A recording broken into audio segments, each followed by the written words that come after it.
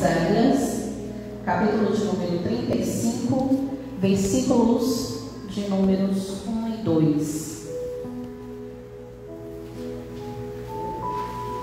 Amém? Louvado seja o nome do Senhor. Vou ler aqui com os irmãos no telão, amém? Diz assim o texto: o deserto e o lugar solitário se alegrarão disso, e o ermo exultará e florescerá como a rosa. Abundantemente florescerá e também jubilará de alegria e cantará. A glória do Líbano se lhe deu, a excelência do Carmelo e Saron. Eles verão a glória do Senhor, o esplendor do nosso Deus. Deus, nós queremos te agradecer pela tua palavra. Senhor, obrigada. Obrigada, Senhor, porque até aqui o Senhor tem nos sustentado, a tua graça tem nos alcançado, a tua misericórdia, Senhor, tem se renovado sobre as nossas vidas, e nós te louvamos por isso. Deus, nós queremos te louvar pela tua palavra, porque esta palavra é lâmpada para os nossos pés, é luz para o nosso caminho. Senhor, é a bússola, é a direção. A tua palavra é aquilo que nos direciona, a tua palavra é aquilo que nos fortalece. E nós te louvamos esta noite, Senhor, porque não sou eu, mas é o Senhor, porque não é aquilo que eu quero falar, mas é aquilo que o Senhor tem a falar. Porque, Deus querido, agindo o Senhor, o homem não impede o teu agir e o teu querer. Por isso, Pai, nós entregamos a tua palavra em tuas mãos, ó Deus, as nossas vidas em tuas mãos, como instrumentos do Senhor neste lugar. Que eu diminua, Senhor, para que o Senhor cresça, que eu me esconda, Pai, atrás de ti, para que a tua glória se manifeste neste lugar. Eu peço a tua bênção, Senhor, para que a tua palavra venha alcançar os nossos corações, em nome de Jesus Cristo. Aleluia. Os irmãos podem se assentar, amém? Irmãos, quando nós pegamos esse texto, nós começamos logo a pensar no que nós estamos vivendo. Nós estamos num momento de pandemia, nós estamos vivendo um momento onde a instabilidade tem reinado sobre as casas, sobre as famílias, sobre as pessoas. Nós estamos vivendo um momento onde nós estamos nos reinventando de alguma forma e tentando lutar emocionalmente para nos mantermos de pé diante de tudo que vem acontecendo. Isso não tem acontecido somente dentro das nossas igrejas, isso tem acontecido no mundo. E nós precisamos entender que este momento vai passar, mas nós também precisamos entender que o Senhor está voltando. E que para que Ele volte, muitas e muitas outras coisas poderão vir sobre essa terra. Mas nós vamos nos manter de pé. Aqui, como bons soldados, nós vamos nos manter aqui, com os nossos olhos fitos no Senhor, acreditando e confiando que o Senhor está no controle de todas as coisas. Quando iniciou essa pandemia, irmãos, eu logo me refugiei de alguma forma, e eu me refugiei nas plantas. Nunca imaginei na minha vida que eu fosse gostar de plantas. Tá aí a minha família, minha tia, minha prima, sobrinha, Rafaela, que não me deixa mentir de maneira nenhuma. Foi uma novidade. Logo que se iniciou a pandemia, eu fiquei desempregada. E nesse ficar desempregada, surgiu então uma instabilidade em mim. E quando surgiu essa instabilidade, um mês depois, foi o auge do que nós chamamos dessa pandemia do coronavírus. E ali, irmãos, eu comecei a buscar alguns refúgios, orando ao Senhor, clamando, louvando ao Senhor dentro da minha casa. E aí, irmãos, em determinado momento, não consigo dizer aos irmãos como isso começou. Eu sei que a minha casa começou a ter plantinhas. E uma plantinha, 2 plantinhas, 3 plantinhas. Quem vai na minha casa hoje se assusta, porque eu tenho quase uma floresta dentro de casa, né? Meu lote não é tão grande, mas ele ainda é grande, irmãos. Mas eu confesso que eu gostaria de ter uma chácara para eu colocar mais e mais plantinhas, porque eu peguei gosto por elas. E dentre essas plantinhas, tem uma plantinha que uma anciã da igreja nos deu. A irmã Gessina está indo para os seus 92 anos. E a irmã Gessina chegou no culto um dia com um vaso de planta. E a planta estava assim, ao meu ver, ela estava morta. E a irmã Gessina me deu aquele vaso e falou assim: irmã, eu preciso que você cuide dessa plantinha, porque a minha sobrinha está matando ela e eu já não sei o que fazer, me ajuda. Falei: amém, irmã Gessina, me dê essa plantinha. Eu confesso para os irmãos que eu já não acreditava nela. Eu achava que aquela plantinha já não tinha mais solução. Mas levei para casa, troquei a terra, comecei a fazer uma adubação orgânica em casa mesmo. Irmãos, eu aprendi muita coisa, viu? Nesse período, até a falar como um agricultor, né? E aí nós fomos tratando essa plantinha, um tapete de rainha, né? E aí, irmãos, passaram-se alguns meses e essa planta foi ficando cada vez mais bonita, mais vistosa, começou a nascer novas folhas e depois de alguns meses essa planta estava bem florida, bem bonita e estávamos alegrando com a beleza dela em casa.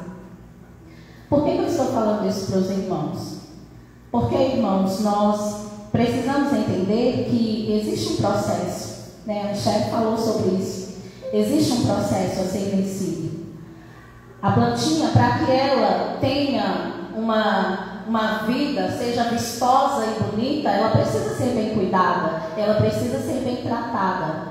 E muitas vezes a mudança de estação já deixa a planta debilitada. O simples mudar da estação pode debilitar uma plantinha e quem sabe até matá-la. E aí, irmãos, começa aqui a nossa meditação, antes mesmo de eu entrar no texto. Porque nós precisamos entender que nós temos um processo a vencer. Nós passamos por etapas. A nossa vida não é uma constância. Nós não temos uma única estação na nossa vida. Assim como as estações do ano, assim como as plantas muitas vezes sofrem com o mudar das estações, nós também passamos por processos e esses processos muitas vezes nos desestabilizam. Esses processos muitas vezes nos tiram daquele lugar que nós estamos, talvez tão seguro, talvez está tudo tão confortável, e a mudança de estação pode trazer para a gente desconforto. Então nós precisamos entender que nós não somos seres que vivemos numa única estação, que vai tudo bem a vida inteira. Nós somos seres que passamos por altos e baixos, e que muitas vezes os baixos são muito baixos, a ponto de nós olharmos para dentro de nós mesmos e nós acharmos que nós não vamos dar conta de superar aquele momento. Por isso nós precisamos entender. Irmãos, antes de nós entrarmos no texto propriamente dito, em Isaías 35, nós precisamos pensar quem era Isaías. Isaías é um profeta maior, quem sabe o maior dos profetas do Antigo Testamento. Isaías, ele foi chamado pelo Senhor e no seu chamado, ele fala aquela ilustre frase, aquele texto que diz: ai de mim, porque sou um homem de lábios impuros e habito no meio de um povo de impuros lábios. E os meus olhos viram o rei, assentado no alto e sublime trono. Foi assim que Isaías foi chamado pelo Senhor, tendo uma visão maravilhosa, magnífica da presença do Senhor, de tal forma dele achar que ele era indigno daquela visão, dele achar que ele era indigno de estar na presença do Senhor, dele dizer: ai de mim, o que será de mim? Eu vou perecer. Os meus olhos viram o rei, assentado no alto e sublime trono. Ali começou o ministério de Isaías. Mas, irmãos, quando nós olhamos, nós vemos que as profecias de Isaías vêm trazendo para a gente, vêm trazendo para aquele momento em que o povo de Israel estava vivendo, vem trazendo muito juízo, vem trazendo muita justiça de Deus, vem trazendo muito conserto, um pedido ansioso de se consertar com o Senhor, aonde o Senhor mostra para o profeta, mostra aquele momento para o profeta e diz: se o meu povo não se arrepender, virá sobre ele isso. Se o meu povo não se arrepender, isso acontecerá. Então nós vemos o profeta Isaías sendo ali usado pelo Senhor para trazer muito juízo também pelo povo. Mas também, irmãos, Isaías é chamado de o profeta messiânico, né? Que coisa mais linda! Isaías foi um profeta que falou sobre a vinda de Jesus Cristo, que falou sobre o Filho que viria para salvar a humanidade. Isaías teve o privilégio de ser o profeta que realmente falou da essência do Cristo que salvaria este povo. Então, irmãos, quando nós olhamos para o profeta Isaías, nós entendemos que ele foi um instrumento muito usado pelo Senhor, um instrumento afinado pelas mãos do Senhor. Nós não podemos, irmãos, nos esquecer que Isaías, quando ele foi chamado por Deus, ele não se achou digno de estar diante do Senhor. E muitas vezes é assim que nós nos sentimos. Muitas vezes nós nos sentimos indignos de estar na presença do Senhor. Muitas vezes nós estamos como Isaías dizendo: ai de mim, Senhor, quem sou eu? Quem sou eu, Senhor, para que o Senhor me revele tal coisa? Quem sou eu, Senhor, para que o Senhor me use? Quem sou eu para que o Senhor fale comigo? Para que o Senhor venha trabalhar através de mim? Quem sou eu? E aí, irmãos, nós podemos tirar uma lição também da vida de Isaías. Porque apesar dele se sentir assim, não era assim que o Senhor o via. Não era assim que o Senhor olhava para ele e o via. Talvez hoje você tenha sentido isso dentro de você e dito: quem sou eu, Senhor, para que o Senhor me use? Quem sou eu, Senhor, para que o Senhor me use para falar com o teu povo? Quem sou eu para que o Senhor me use para evangelizar? Que coisa linda, viu, pastor Charles? Parabéns. Meu esposo estava terminando ali de meditar na minha pregação. Meu esposo me chama: meu amor, venha ver, olha que coisa mais linda. Os jovens estão evangelizando. Irmãos, nós ficamos admirados e felizes e jubilosos, porque esta geração está sendo conhecida como a geração que não se lembra de fazer o básico dentro das nossas igrejas. Uma geração que reteve as mãos, que se esqueceu que são fortes e corajosos e que a palavra do Senhor está em vocês. E como é lindo ver jovens evangelizando. Muitas vezes a gente se acha tão indigno na presença do Senhor e a gente acha que Deus não vai nos usar. Mas nós nos esquecemos que quando nós nos dispomos na presença do Senhor, quando nós dizemos ao Senhor: eis-me aqui, Senhor, envia-me a mim, o Senhor estende as suas mãos para nós e Ele nos capacita. E Ele nos dá a capacitação necessária para que nós venhamos alcançar outras vidas. Isso não vem de nós, irmãos. Isso vem dele. Isso vem do nosso Deus. Esse sentimento que Isaías nutria, muitas vezes nós também nutrimos, porque nós somos humanos e nós muitas vezes nos achamos incapazes de determinada ação na presença do Senhor, mas o Senhor vem e nos levanta e nos mostra que nós somos importantes para a obra, que Ele nos alistou como bons soldados, para que nós tenhamos frutos. Floresça onde Deus te plantou. Mas não apenas floresça onde Deus te plantou, frutifique aonde Deus te plantou.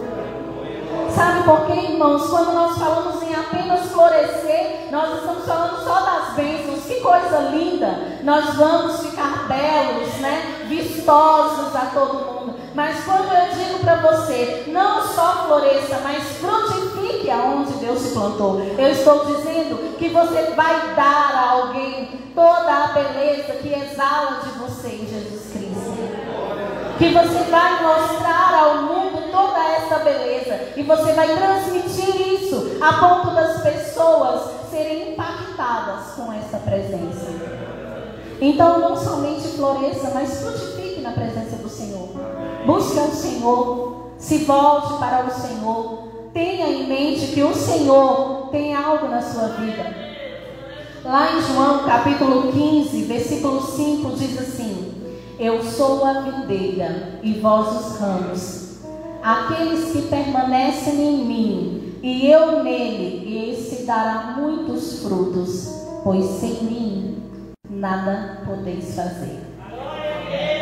Entendem que o Senhor é a videira verdadeira. Nós somos os ramos.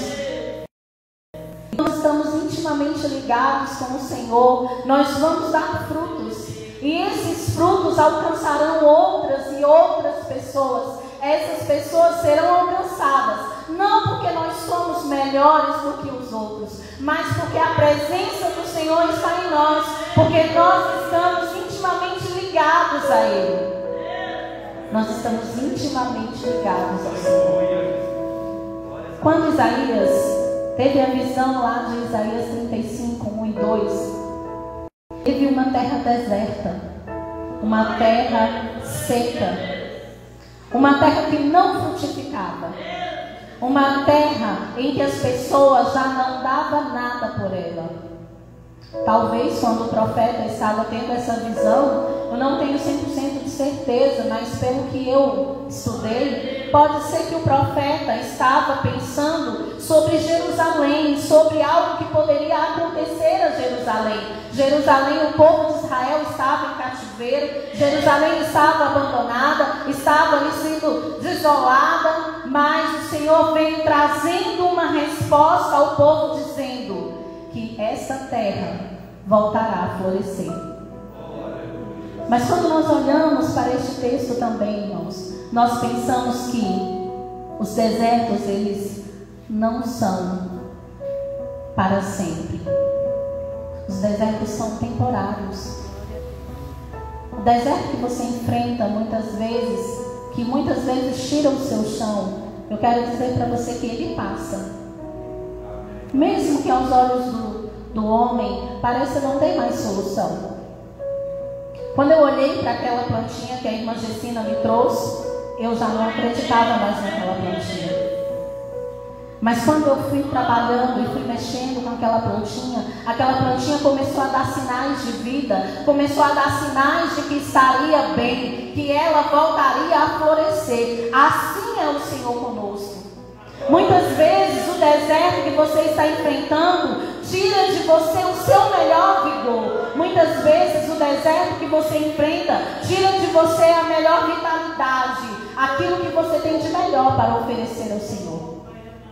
Muitas vezes te trava no banco. Às vezes o deserto ele vem nos tirando toda a nossa essência, toda a nossa energia. E nós achamos que nós não temos mais nada a dar, mais nada a oferecer ao Senhor, porque nós estamos tão cansados, tão desanimados, tão desolados com o que nós estamos vivendo, que nós achamos que não há mais o que fazer. Aí Isaías vem mostrando para nós que há esperança. Há esperança. Ainda que a árvore esteja cortada, ainda que não tenha mais rios passando ao seu redor, ainda que o lugar esteja sequíssimo, há esperança. Porque você está firmado na videira verdadeira que é Cristo Jesus. E quando nós estamos firmados nele, ainda que nós tenhamos, irmãos, estejamos enfrentando desertos, nós estamos alicerçados e firmados na nossa fonte de energia. E nós podemos ter esperança de dias melhores. Nós podemos confiar que o Senhor fará algo nas nossas vidas. O deserto está doendo?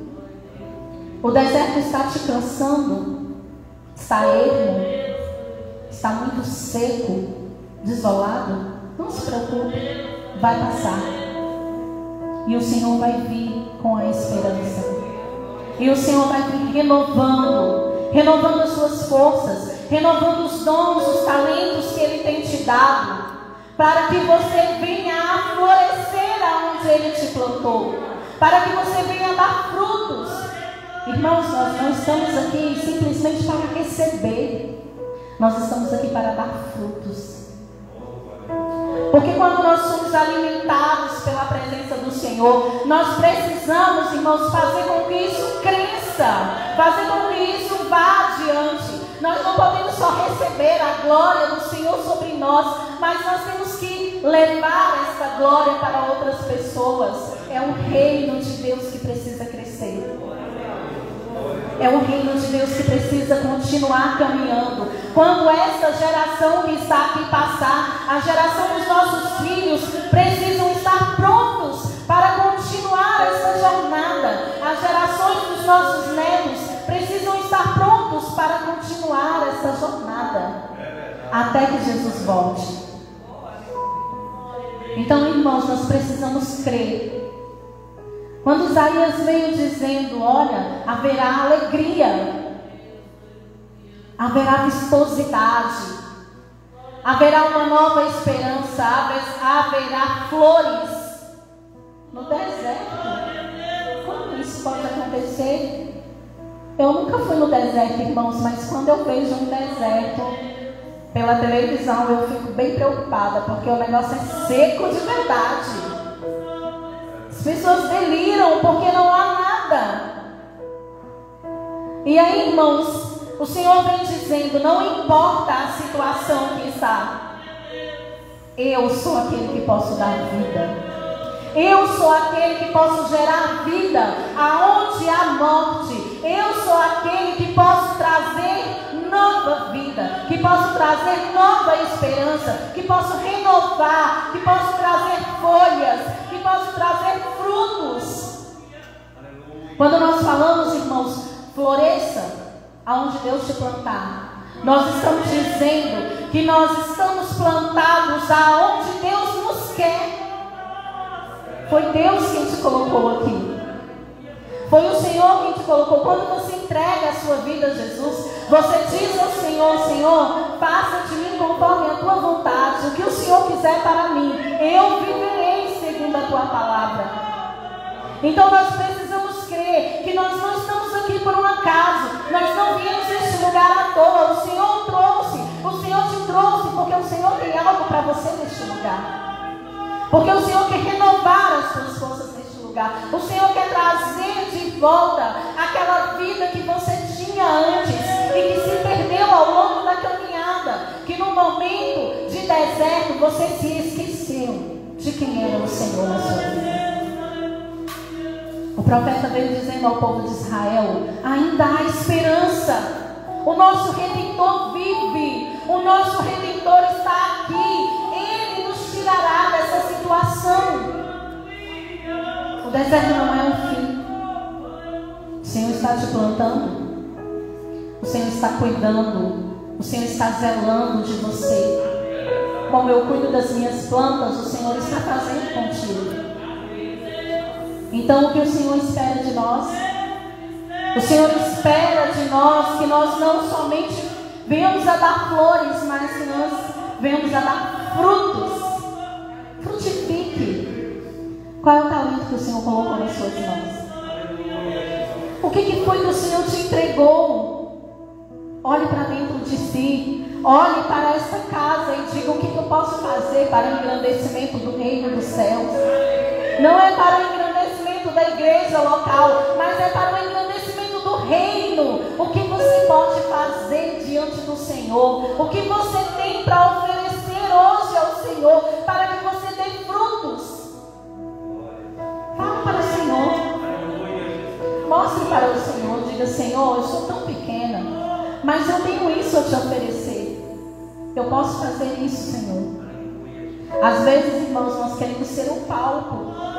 Nós queremos ser o altar da igreja.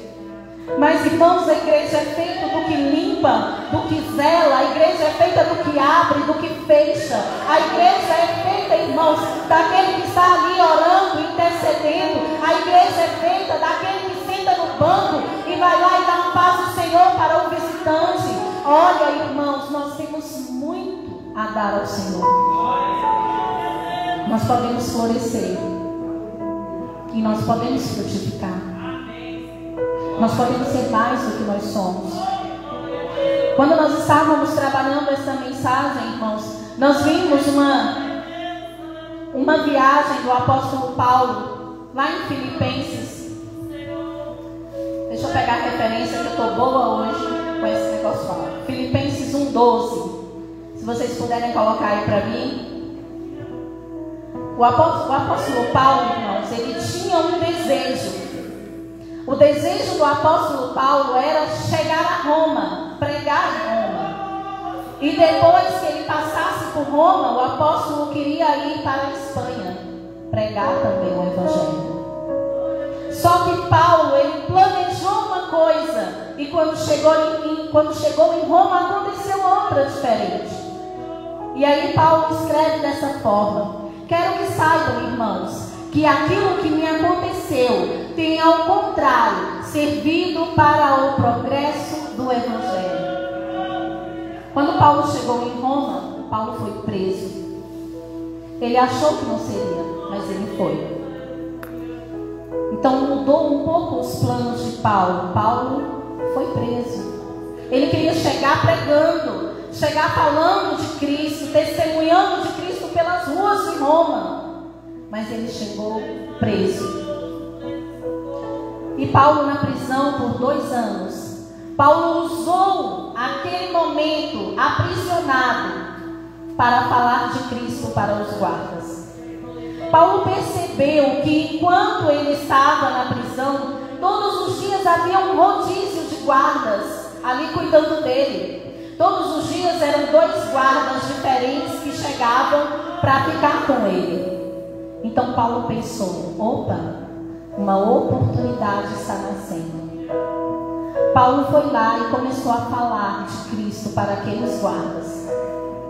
No decorrer de 2 anos, Paulo falou para todos aqueles guardas do amor de Cristo. E não somente isso, irmãos. Foi na prisão que Paulo começou a escrever cartas. Ele não podia estar presente com os irmãos. Ele estava preso.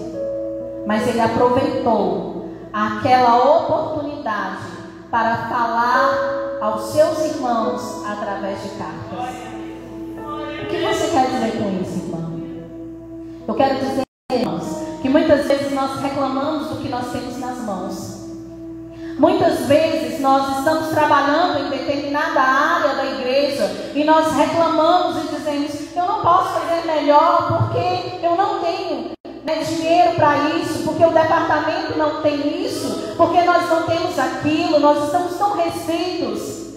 Paulo vem nos ensinar que você tem o necessário para fazer o que precisa ser feito. Paulo vem nos ensinar que mesmo quando as situações estão adversas, você tem o necessário para frutificar, para florescer aonde Deus te plantou. Paulo foi plantado numa prisão por 2 anos. 2 anos da vida e do ministério de Paulo foi dentro de uma prisão em Roma. Por acaso, irmãos, nós poderíamos pensar assim: se isso aconteceu, então não tem o que fazer. Se fosse eu, talvez eu diria: 2 anos, vou ficar quietinho aqui, né? Vou esperar esse tempo passar, porque esse tempo vai ser um tempo de descanso, eu não tenho muito o que fazer. Mas não foi isso que Paulo fez. Paulo aproveitou o que ele tinha. Ele usou as ferramentas que ele tinha. Ele usou aquilo que estava disponível no momento para falar do amor de Cristo. Olha, irmãos, nós muitas vezes nós paramos de fazer algo para o Senhor porque nós achamos que nós não temos as ferramentas necessárias. Quantas vezes, irmãos, nós estamos fazendo algo para o Senhor e nós falamos: ano que vem não vou mais fazer, porque foi muito difícil esse ano, foi tão complicado esse ano, porque não tem isso, não tem aquilo, não tinha assim, não tinha assado, e nós começamos a colocar obstáculos diante daquilo que Deus colocou em nossas mãos, e nós nos esquecemos que o Senhor te usa com aquilo que você tem. O que você tem nas suas mãos hoje? Mostre para o Senhor o que tem nas suas mãos e se deixe, se permita ser usado com aquilo que você tem nas mãos. Floresça aonde Deus te plantou. Aonde Deus tem te plantado? Está seco? Está deserto? Em que circunstâncias você tem sido plantado? E o que você pode oferecer com o que você tem nas mãos hoje? Com o que Paulo tinha nas mãos, ele percebeu que através da sua prisão as igrejas foram encorajadas a falar de Cristo. As igrejas se sentiram motivadas a falar do amor de Cristo, a testemunhar de Cristo com a prisão dele. Com as cartas que ele estava escrevendo, ele percebeu que outras pessoas estariam sendo alcançadas. Além disso, como eu falei para os irmãos, os soldados foram alcançados com a prisão de Paulo. E por fim, irmãos, Paulo não poderia viajar até as igrejas, escreveu as cartas e ele percebeu que através daquelas cartas ele poderia alcançar muito mais pessoas. Olha a estratégia de Deus na vida deste homem. Qual é a estratégia que o Senhor tem te dado? O que o Senhor tem falado ao seu coração? Como é que o Senhor quer te usar? Nós precisamos entender, irmãos, que nós não estamos aqui por acaso. O Senhor nos plantou neste lugar. O Senhor te colocou aqui para que você venha florescer, crescer, ficar forte. Como é que isso vai acontecer? Busque comunhão com o Senhor. Busque intimidade com o Senhor. Busque conhecer ao Deus que você serve. Quando nós nos alimentamos através da palavra, irmãos, nós somos nutridos de tal forma, nós somos fortalecidos de tal forma, que o deserto se vai, porque o Senhor começa a nos encher. A palavra do Senhor diz que Ele é como rios de água viva. Dentro de nós vai jorrar esse rio. E quando isso acontece, nós voltamos a ter forças, nós voltamos, irmãos, a dar novos ramos, novas folhas, novas flores, e tudo em nós se torna diferente. Deus tem algo para mim e para a sua vida, e Deus nos chama para florir, mas para frutificar também, seja no trabalho, seja na escola, seja em casa. Aonde é que Deus tem te plantado? Faça a diferença. Faça a diferença na vida daqueles aos quais o Senhor tem te colocado ali em volta, para que o nome do Senhor seja glorificado através de ti. Que o Senhor Jesus possa ter falado ao seu coração esta noite. Eu poderia ficar a noite inteira falando sobre esse tema, irmãos, porque é um tema muito gostoso, é um tema muito bom. Mas eu tenho certeza que aquilo que o Senhor quis falar comigo e com você essa noite, a mensagem já foi transmitida. E eu espero que você floresça aonde Deus te plantou. E não somente isso, que você dê frutos dignos de servos do Senhor. Que nós possamos frutificar. Frutifica. Se permita ser usado pelo Senhor. Se permita ser um instrumento de bênção aonde Deus te plantou. É aqui, faça o seu melhor. É em casa, dê o seu melhor. Testemunhe, seja bênção. E Deus irá te honrar, com certeza. Amém? Vamos nos colocar de pé neste momento. Eu agradeço ao Senhor esta oportunidade, irmãos. E eu louvo a Deus pela vida de cada um de vocês. Parabéns, igreja, porque vocês estão de pé. Porque apesar do deserto em que todos nós estamos vivendo, vocês permanecem ali como bons soldados de Cristo, alistados e dispostos a trabalhar. Jovens, permaneçam firmes. Olha, irmãos, eu acho que eu vou trazer o Nicolas para cá. Porque